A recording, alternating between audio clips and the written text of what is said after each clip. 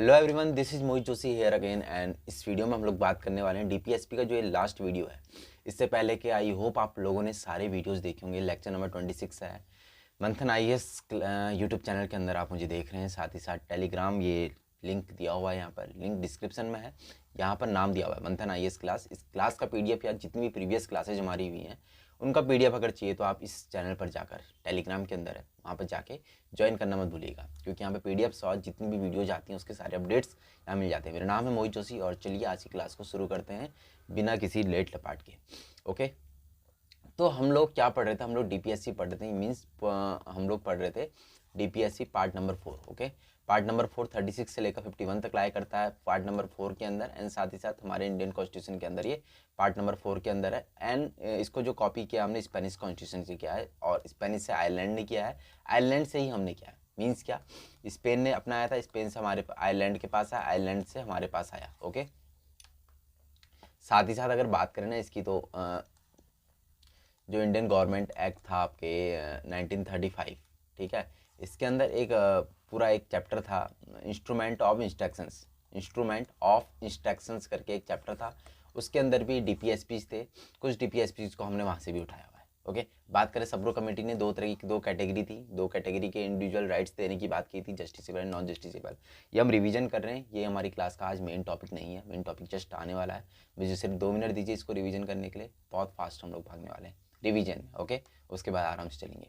Directive principles of state policy, 3 तरह का classification है, socialistic, Gandhian and liberal intellectual. ये अब से मैंने आपको बताया था कि 36 से लेकर 51 तक ये जो है हमारे कौन से डीपीएसपी लाए करते हैं।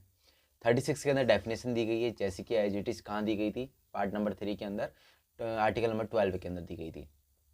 आर्टिकल नंबर 37 बताता है कि नॉन इन्फोर्सेबल है एंड बट फंडामेंटल है, तो स्टेट की ड्यूटी है कि इसको अप्लाई करे। ओके, कोई भी पॉलिसी बनाते वक्त। सोशलिस्टिक प्रिंसिपल की बात बार बार बता चुका हूँ मैं आप लोग की, सोशल यानी बराबर लाने की कोशिश की गई है। हमारे गरीब जो परिवार हैं, जो गरीब हमारा समाज है, उसको ऊपर लाने की कोशिश की है, एक वेलफेयर स्टेट बनाने की बात करता है सोशलिस्टिक प्रिंसिपल। ठीक है, article number 38, 39, 39A, 41, 42, 43, 43A and 47, ये जो है सोशलिस्टिक प्रिंसिपल्स हैं सारे के सारे। एंड उसकी बात करें गांधी की, गांधीयन प्रिंसिपल्स की, जो गांधी जी की आइडियोलॉजी थी उस पर जो बेस्ड हैं, राइट। तो इसमें जो आर्टिकल्स हैं 40, 43, 43B, 46, 47, 48, इनको हम पढ़ चुके हैं। लिबरल इंटेलेक्चुअल जो आइडियोलॉजी ऑफ लिबरलिज्म है उसको दर्शाता है, तो उनमें कौन कौन से? 44 जो कि यूनिफॉर्म सिविल कोड की बात करता है, 45, 48, 49, 50 एंड 51। तो यही कहता है कि सेपरेट जुडिशरी को हम सेपरेट करेंगे, जो एग्जीक्यूटिव हमारी जो कार्यपालिका है उसे हमारी न्यायपालिका को बिल्कुल अलग रखा जाएगा। जैसे हम आपको पता भी होगा जो सुप्रीम कोर्ट के जजेस वगैरह एक बार वो नियुक्त हो जाता है तो उसके रिटायरमेंट तक उसका जो वेतन वगैरह रहता है वो कार्यपालिका के अकॉर्डिंग डिसाइड नहीं रहता, वो उसको कम नहीं कर सकते हैं, ठीक है, उसकी ड्यूटी के दौरान। तो ये सब चीज़ें मतलब कि ये एग्जीक्यूटिव और जुडिशरी एक दूसरे के काम में दखलंदाजी नहीं करेंगे, अपना अपना काम प्रॉपर तरीके से अलग अलग सिरे से करेंगे।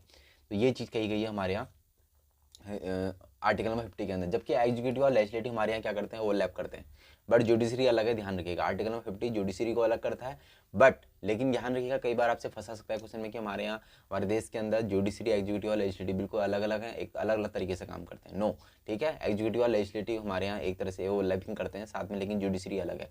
जुडिशरी आप देखते होगे, जुडिशरी सेंटर पर सुप्रीम कोर्ट देख लोगे आप यहाँ पर, उसके बाद हर स्टेट्स के अंदर आपके हाई कोर्ट्स होते हैं। एंड बात करें, देखो लेजिस्लेटिव और एग्जीक्यूटिव कैसे एक दूसरे के ऊपर ओवरलैप करती है। लोकसभा होती है, लोकसभा के अंदर ही आप देखते हो लेजिस्लेशन का काम है लोकसभा और राज्यसभा का ना, कानून बनाने का काम है। लेकिन आप देखते हो जो वहाँ पर से एग्जीक्यूटिव हैं, एग्जीक्यूटिव मतलब जो मंत्री वगैरह होते हैं, सीओएम है, काउंसिल ऑफ मिनिस्टर्स हैं, वो कहाँ से आते हैं? लोकसभा से आते हैं जनरली। तो लोकसभा से आते हैं, लोकसभा तो लेजिस्लेटिव का काम भी कर रही है ना, वहीं पर से कुछ लोग निकल के क्या आ रहे हैं, एग्जीक्यूशन में आ रहे हैं, यानी एग्जीक्यूटिव आ रहे हैं। तो कुछ ना कुछ हद तक हम यहाँ पर ओवरलैप करते हैं, तो यहाँ पर अलग अलग सेपरेट नहीं है एग्जीक्यूटिव और लेजिस्लेटिव, बस जुडिशरी सेपरेट है, ध्यान रखिएगा। आर्टिकल नंबर 51 एंड साथ ही साथ बात करें उसके बाद हमारे कुछ न्यू डीपीएसपी थे जिनके बारे में हमने बात करी थी 1976 के अंदर 42nd अमेंडमेंट के द्वारा, जिनको एड ऑन किया गया था। 4 आर्टिकल्स थे, 39, 39A, 43A एंड 48A। बात करें उसके बाद आज की इस क्लास के अंदर हम लोगों ने ये सब चीज़ें पिछली क्लास के अंदर देखी थी। आज हम लोगों ने क्या पढ़ना है, importance of the DPSP. DPSP की जो इंपॉर्टेंस है उसके बारे में हम लोगों ने जानने की कोशिश करनी है। बहुत ज़्यादा इंपॉर्टेंट है, क्वेश्चन जो आपको मेन से बनेगा यहीं से बनेगा। अभी तक जो चीज़ें हमने पढ़ी वो प्री के लिहाज से इंपॉर्टेंट थी, मेंस में भी आप उनको यूज़ कर सकते हो सब क्लॉज के रूप में। बट डायरेक्ट जो क्वेश्चन पूछेंगे इंपॉर्टेंस ऑफ डीपीएसपी, पीसीएस का एग्जाम भी दोगे ना आपको डायरेक्ट पूछ लेगा इंपॉर्टेंस ऑफ डीपीएसपी। 250 वर्ड में डिस्क्राइब कीजिए, 125 वर्ड्स में डिस्क्राइब कीजिए, कैसे करेंगे ना? इसके बारे में आपको पता होना चाहिए, कुछ पॉइंट्स आपके पास में होने चाहिए साथ ही साथ, ताकि आप उनको डिस्क्राइब कर जाओ, आपको प्रॉब्लम ना हो। क्रिटिसिज्म ऑफ डीपीएसपी, अगला क्वेश्चन आपको बन सकता है फंडामेंटल राइट्स वर्सेज डीपीएसपी।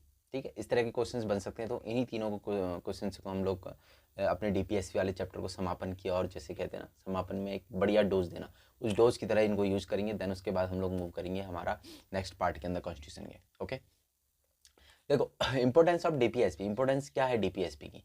सबसे पहले समझो डीपीएसपी, डीपीएसपी को बनाया क्यों गया।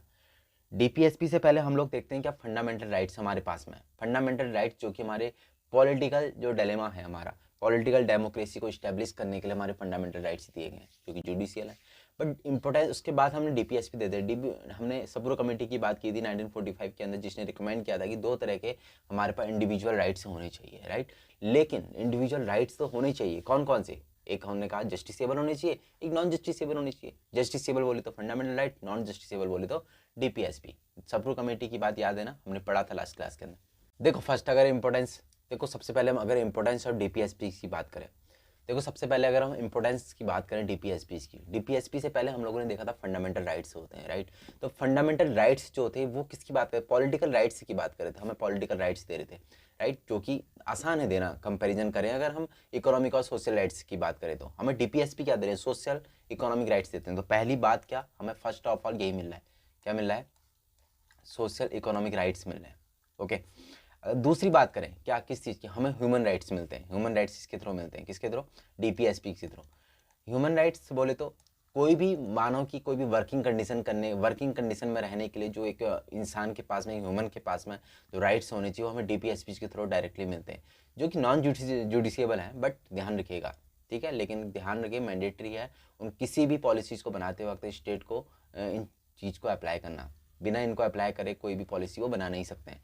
अगर हम बात करें तीसरी इंपॉर्टेंस क्या हो जाएगी इसकी? तीसरी अगर हम इसकी मेन इंपॉर्टेंस देखें तो वुमेन एम्पावरमेंट ना। तो यहाँ पर देखो, जैसे आप मिनिमम वेजेस की बात की जाए, चाहे उनको जो भी पैसा दिया जाता है, जो भी सैलरी दी जाती है महिलाओं और पुरुषों को, तो उनको जो है सेम वर्क के लिए सेम सैलरी दी जाएगी, ऐसा हमने डीपीएस में पढ़ा था। चाहे वो मैटरनिटी लीव से की बात हो, चाहे कुछ भी हो, इसी हमारे टीपीएसपी थ्रू ही तो निकल के आए ना वो सब चीज़ें। तो वीमेन एम्पावरमेंट की बात करता है। और क्या करता है? इंपॉर्टेंस की बात करें तो इंपॉर्टेंस की बात करें, हमें जो है यहाँ पर इनइक्वालिटीज़ को कम करने की बात की है, रिड्यूस इनइक्वालिटीज। ओके, क्या? Reduce inequalities. मेरी राइटिंग बहुत ख़राब है तो उसको ध्यान में दीजिएगा, बट रिड्यूस इनइक्वालिटीज़ को रिड्यूस करने की, आप देखो खुद ही देखो हमारे समाज के अंदर, हमारे देश के अंदर जो इनकम टैक्स लिया जाता है, किससे लिया जाता है? रिच लोगों से लिया जाता है, कि जो एकदम गरीब लोग हैं उनसे लिया जाता है? रिच लोगों से लिया जाता है ना। और जो लिया जाता है पैसा, उनके लिए उनसे क्या कहा जाता है? जो हमारा समाज, जो गरीब समाज है, जो अभी इतना ज़्यादा डेवलप नहीं हो पाया, उनकी वेलफेयर के लिए स्कीम चलाई जाती है उसी पैसे से, राइट। तो जो इनक्वालिटी है उसको कम कर रहा है हमारा डीपीएसपी। ये इंपॉर्टेंस, अगर कभी भी इंपॉर्टेंस आपकी इंपॉर्टेंस पूछता है आपसे, तो इन 4 पॉइंट्स को आप बनाकर एक बढ़िया सा एक फ्रेम दे सकते हो इंपॉर्टेंस ऑफ द डीपीएसपी को। अब हम बात करें किसकी?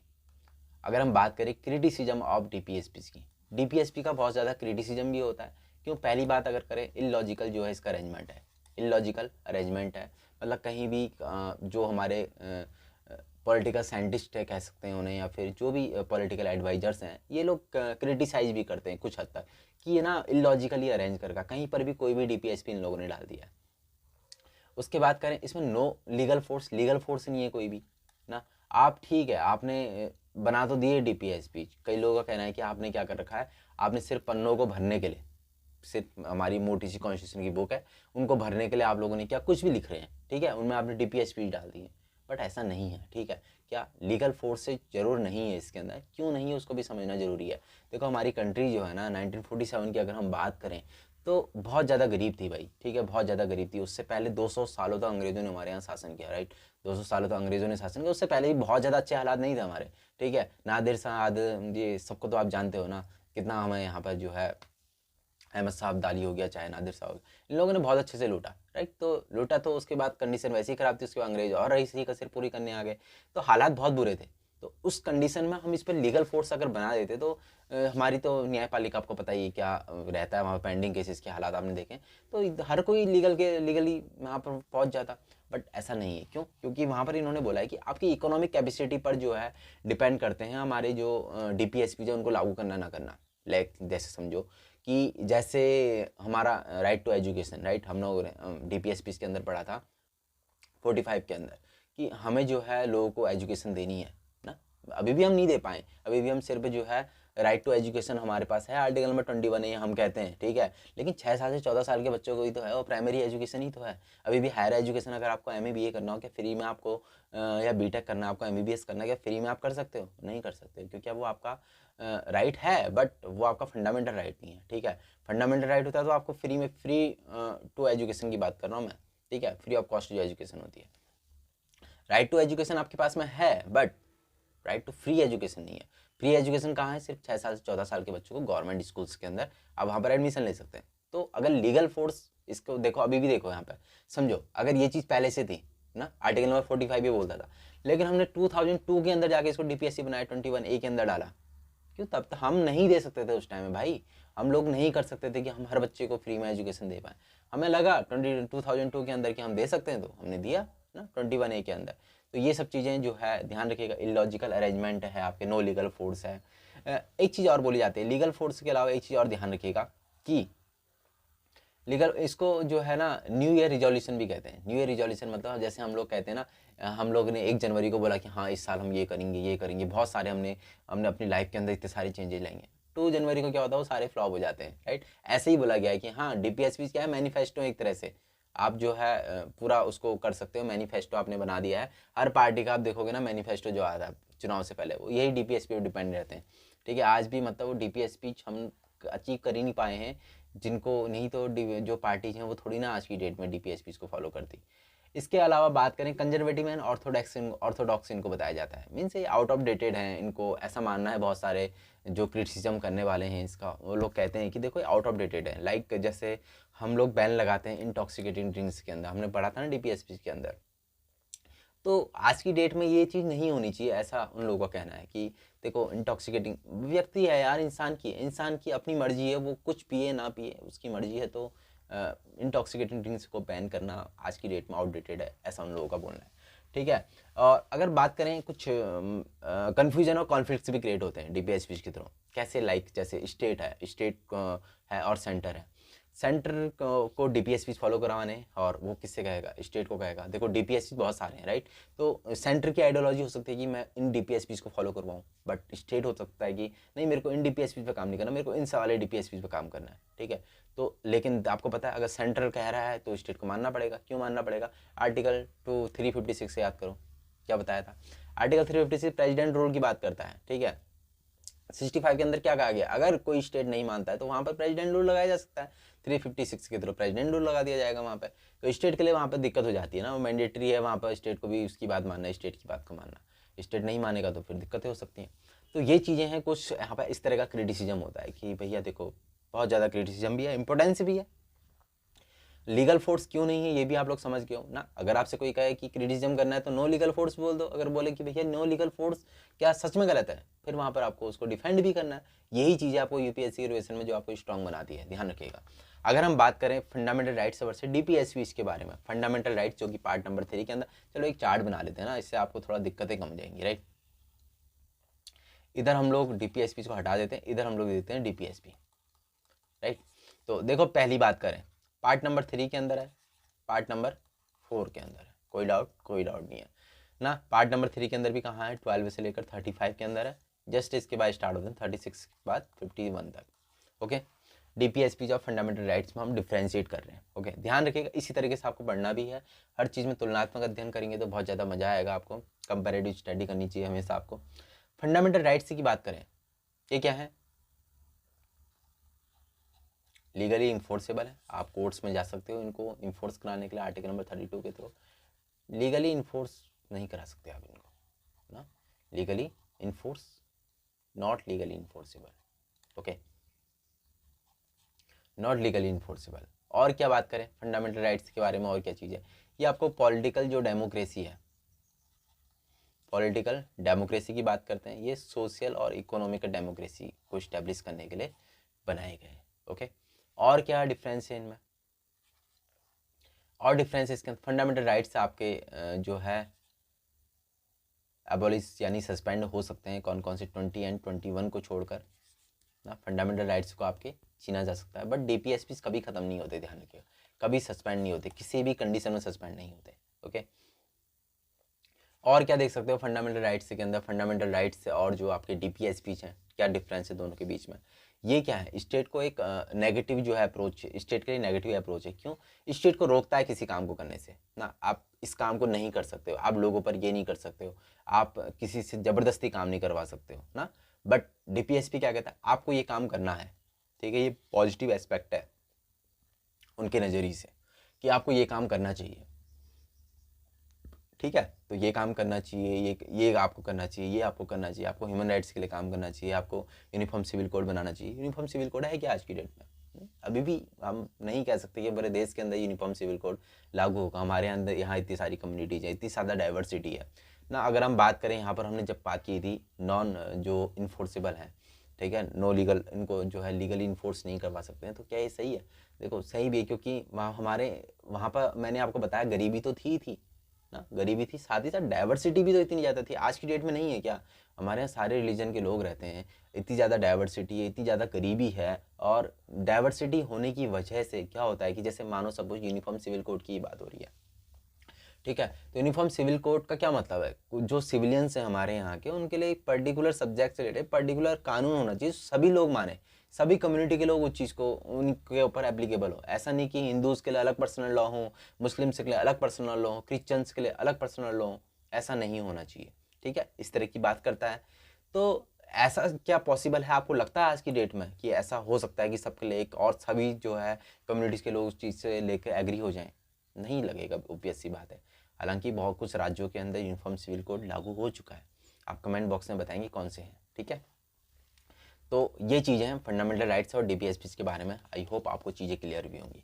तो हमारा डीपीएसपी का चैप्टर इस तरह से एंड होता है। आई होप आपको डीपीएसपी हो गया, फंडामेंटल राइट्स हमारा हो गया, सिटीजनशिप हमारा हो गया, यूनियन एंड टेरिटरी हमारा हो गया, शेड्यूल जो हमारी शेड्यूल लिस्ट है पूरी की पूरी वो भी हमारी हो गई है।